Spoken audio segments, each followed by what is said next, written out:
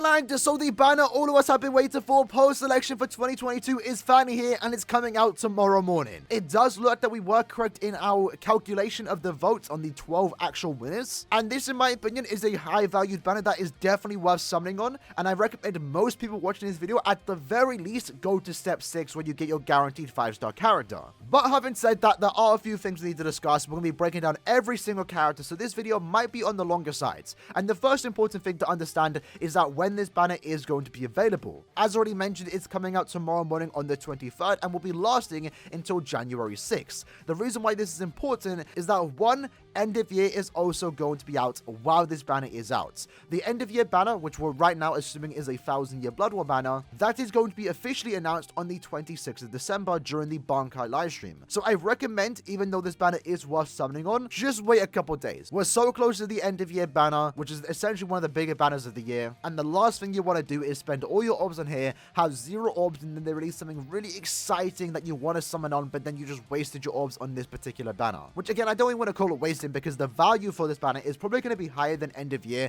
End of year is probably going to bring us 3 really exciting and powerful characters, but in terms of overall banner value, this is probably going to have significantly more value, especially assuming that end of year is going to be a 1000-year Blood War banner. The fillers themselves are going to be 1000-year Blood War characters, and as we all are aware, 1000-year Blood War characters nowadays are basically just collectibles, since majority of them are like 3 to 4 years old.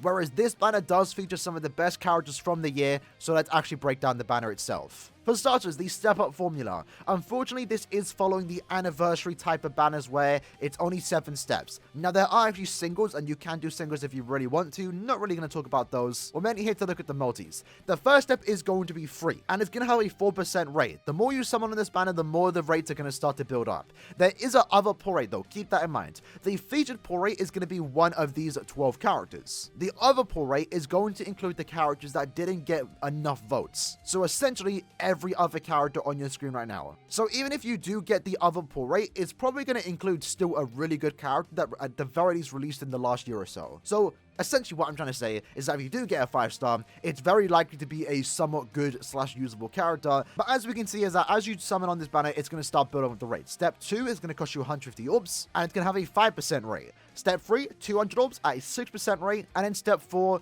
250 orbs, so now we're on the full price orbs, and it's going to have a 7% rate, so it's higher than usual, right? You start the usual 6% for a featured character, but now the other pull rate is on top of the 6%. So the best way I like to look at it, if you do pull an other 5-star character, it essentially would have been a 4-star had it been a normal 6% average banner. And then when you get to step 6, you can have a 7.5% pull rate, and this is going to guarantee you one of the 12 featured characters. And once you do that guaranteed step, you are then on the potential devastating step 7. Step 7 is the step that you just repeat until you run out of orbs. I myself have been there, and that's the biggest thing about this particular banner.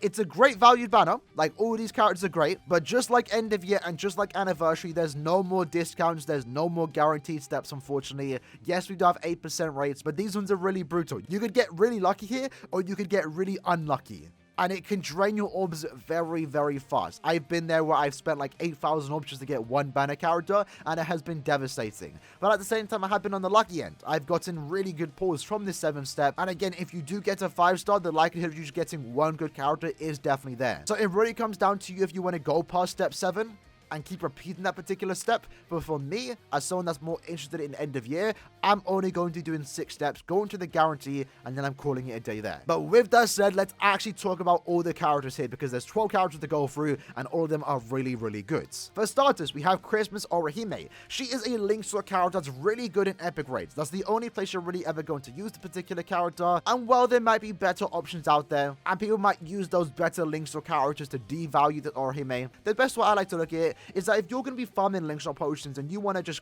farm epic raids and you want to use your favorite character, maybe your favorite character is Orihime, well then you can use her to farm and she's going to do just fine. In my opinion, in every single technique lobby, when you're farming epic raids, you should at the very least have one Orihime. She makes it so much better thanks to her support abilities. She herself does have a good damage output, she has good strong attacks, she's a good enough character to be used in normal PvE content if you like this character, but the main appeal for her, in my opinion, is her SA2. It's a heal move with a barrier, and it does have a multi-barrier skill. So you're providing yourself with a 5-hit barrier and a 3-hit barrier for your teammates. Epic raids can also get quite hectic, so having that extra shield support and constant heals to stay at full stamina is going to help you clear epic raids significantly faster, and that's why I always prefer when farming epic raids is I want to have always one Orihime in the team just for that added support. And while it's true Orihime is the oldest character in this ban and probably going to be the most common as we do go into 2023, she's still a great character, and if you are someone that wants to farm epic raids with your potential favorite character Orihime, when this is a character that you might want to pick up. Lunar Rukia is going to be a very powerful normal attack damaging character. Really good gameplay thanks to her follow-up,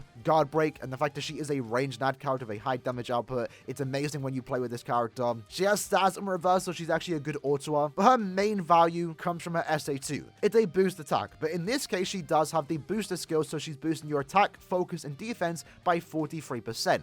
That's really powerful, especially something like Guild Quest, for example. If you are someone that does actively play Guild Quest, having one Rook in your team, or just someone in general that has the booster skill, which as of right now includes her, Yuha Baha, Chad, and also Christos Yoruichi, just having one of them in your Guild Quest team, even when they aren't even getting killer advantage, and they're technically not supposed to be used, they're buffing your damage by just a massive amount that they're just worth using. And she's a mainstay in a lot of Guild Quest teams, so definitely a high value Guild Quest character, and just someone in general that's just really good to use in any content you put her against. The Visored version of Lisa, another powerful Mind character. If you saw our recent tier list video, we still hold her as an SS tier character. She is quite frankly an amazing character. The only bad thing you can really point out about this character is the range of her attacks. They are quite linear and they are quite small, but she makes up for it in her damage output. She has a massive damage output thanks to a 40% berserker, spiritual pressure boost, so when you do inflict the stat summon, you get an 80% stat boost to your spiritual pressure stat, does 40% more damage to lacerated enemies, and also has a super easy time inflicting stat summons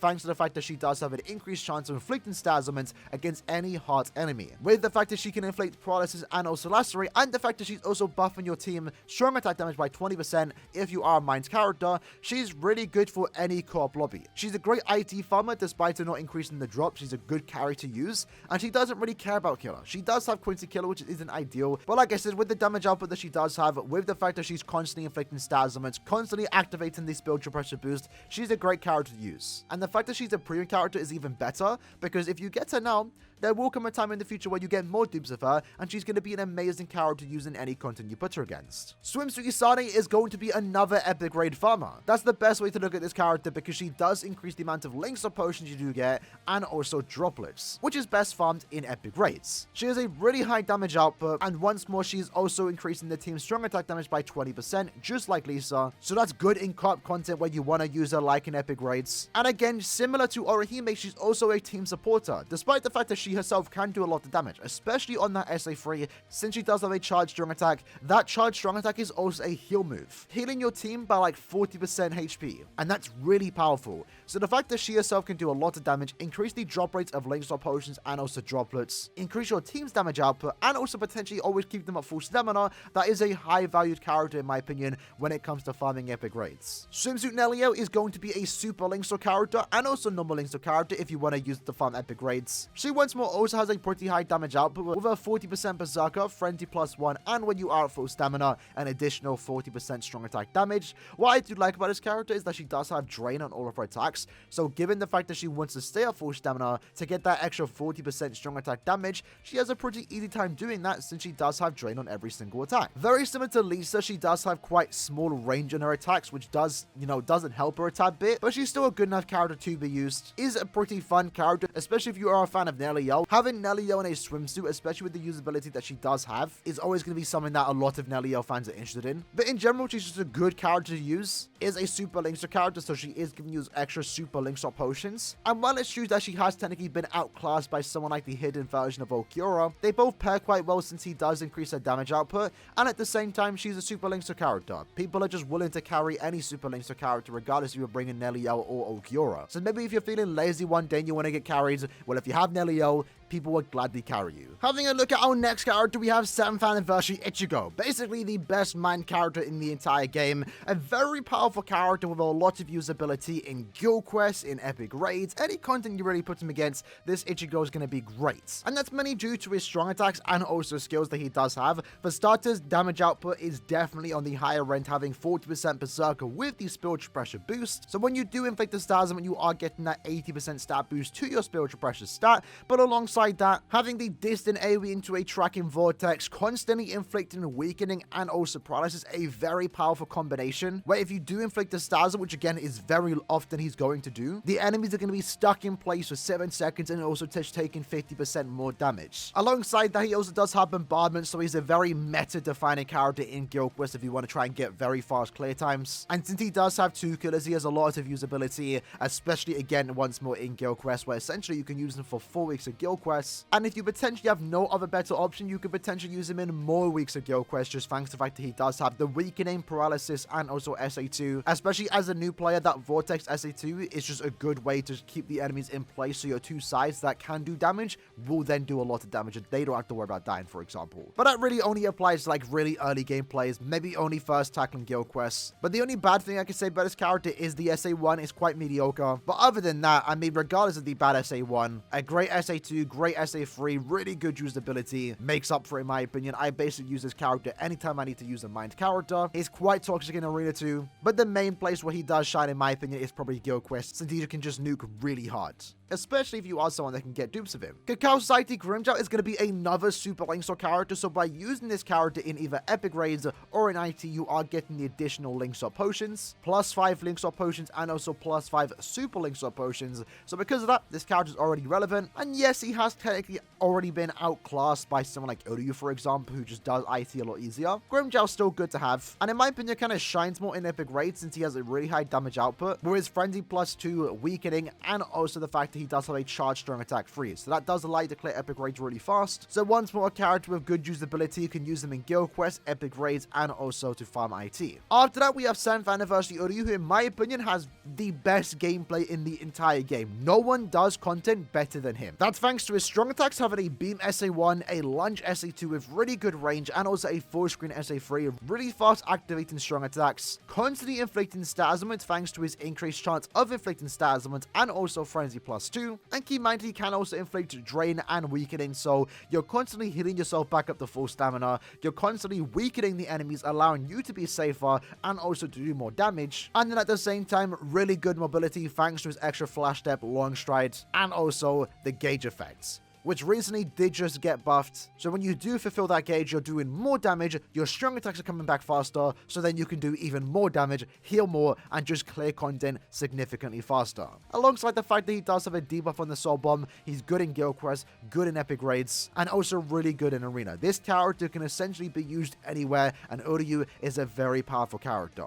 The Cacao Society version of Ulquiorra is basically just a guild quest character. He is good enough to be used outside of guild quests thanks to the fact that he is a ranged NAD character with a high damage output, flurry, and also guard break. Like, you definitely can get a lot of usage outside of guild quests, but the main place he is going to shine is in guild quests. And what I like about this character is that he is a NAD character that can be used as a main. Normally, NAD characters in guild quests are just side characters, but in his case, since he does have the debuff soul bomb, you can use him as a main. And the most important part about this character is that he is used for the ranged Espada guild quests. Currently right now, it's probably one of the more tougher guild quests. People do struggle with it still to this day because there isn't a wide range of good characters to use for that particular guild quest, and essentially this Ulquiorra is one of the better ones that can be used as a side or as a main lead thanks to the fact that he does have the debuff effects. Momo is going to be the power super Linksaw character, so by using it in Inheritance Trials, you are getting the additional super Linksaw potions. You can at the same time take it into epic raids where you're getting the 5 additional normal Linksaw potions, so because of that, she has great usability, can be used in guild quests as a booster for the no affiliation guild quest week. But other than that, unfortunately, Momo's damage is quite on the lower side. I actually don't really like using this character, which is kind of sad to say, but she is really good in IT when she has Killer, because she does have an increased chance of inflicting stat summons, but usually when you're using this character in IT, it's mainly just to get carried, which isn't really a bad thing. Again, just having her, you're open to join any IT lobby you want to. There are many people, myself included, that are just happy to carry Momos, and you can get more usability outside of IT, again, in Guild Quest and also Epic Raid. So, again, another high-valued character. The next character probably isn't really the most valuable character. It's essentially just another Guild Quest character, very similar to Ulquiorra. In this case, we have the White Day version of Aizen.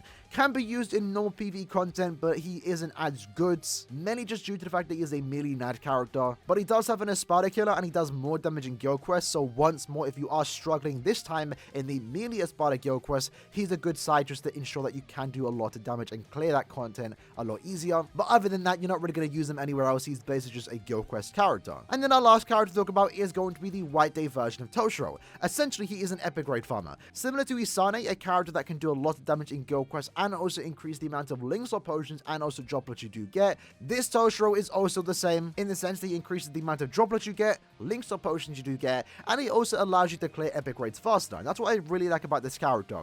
Anywhere else, he's not that good. In my tier list, I put him in A. But in Epic Raids where this character wants to be used, he's a great character thanks to his Soul Bomb. His Soul Bomb does include the debuff effect, which is lowering the defense by 80%, and at the same time, he does have weakened defense, giving you a 30% damage buff. Given the T15 ability, weakened defense, you can double stack that, where you're essentially lowering their defense by 80% and then weakening their defense by 60%. So while his strong attack damage isn't the highest, the main point is that he just allows your team to do a lot of damage with the Soul Bomb, and the fact that he increases the amount of links or potions and also droplets you do get, overall just makes him a meta character in Epic Raids. And with that said, that's basically the breakdown for this year's poll selection banner. Like I mentioned, every character here has value, right? There's no bad character. Yes, you could make the case that there is better characters out there. For example, you know, Ulquiorra is technically better than Nelliel, but it doesn't change the fact that she still can be used in IT. Yes, there are better Linkshore characters than Orihime, and I'm sure eventually there's going to be a better Super Linkshore character for the power attribute that's going to be more fun to use over Momo, for example. But the main thing you need to understand is that this is a banner with all these characters. Anytime there is going to be a banner with a better character, it's probably going to be in a banner with less value. Like I mentioned, if you get a 5-star in this banner, it's guaranteed to be someone really good and really worthwhile using. I have like basically half the banner here, but I could see myself using all these characters. Orihime, Epic Raids. Rukia in multiple Guild Quest weeks. Lisa to farm IT. Isane to farm a lot of Epic Raids. Nelliel to farm super links or potions in Inheritance Trials. Ichigo, a meta character in Guild Quests or basically 4+ Guild Quests. Can also be used in Arena and also just used to carry in IT, for example, or just used in general. Grimmjow, Guild Quest, Epic Raids, and also IT. Uryu, Arena, Guild Quest, and also IT. This Ulquiorra, mainly just Guild Quest if I'm being honest. Momo, Guild Quest, Epic Raids, IT. Aizen, Guild Quest, and then Toshiro, Epic Raid. So every individual character has a place to stay in this meta, in this game, and can be used to the best of their abilities if you do want to use them. So again, if you made it to the end of this video, I appreciate it, and I recommend most people just do 6 steps, right? It doesn't hurt you. It's only going to cost you like 1,000 orbs, right? If you've been taking my advice, every banner since 1,000 Year Blood War Round 16 has been a skip outside of basically 1,000 Year Blood War 15 rerun. But if you already had those characters and you didn't need to resummon on that banner, you should have like 6,000 plus orbs. I myself have close to 9,000. I do buy orbs, but like I believe like 5,000 plus are free to play orbs. So spending 1,000 orbs just to do 6 steps isn't really the worst idea. If you do that tomorrow, you still have a lot of orbs spared for the end of year if you want to spend orbs there. And again, as I already mentioned, if you go all in on end of year but get really lucky and have leftover orbs, well then you can potentially drop those orbs in the post selection banner. My idea for this upcoming end of year is to do 6 steps tomorrow. Hopefully I can get some dupes and some new characters. Spend majority of my orbs on the end of year banner, but the second I sweep the banner and get all 3, I'm going back in on this banner. So in my opinion, this is a banner you definitely don't want to miss out on, especially as a new player. I'm going to be summoning on my alt account too. There's just overall a lot of value in this particular banner, so I definitely recommend it. But with that said, that's my opinion. In the comments below, let me know your summoning plan for tomorrow. Again, I'm doing 6 steps. I wish you the best of luck. Hopefully you get lucky. I'll see you guys next time.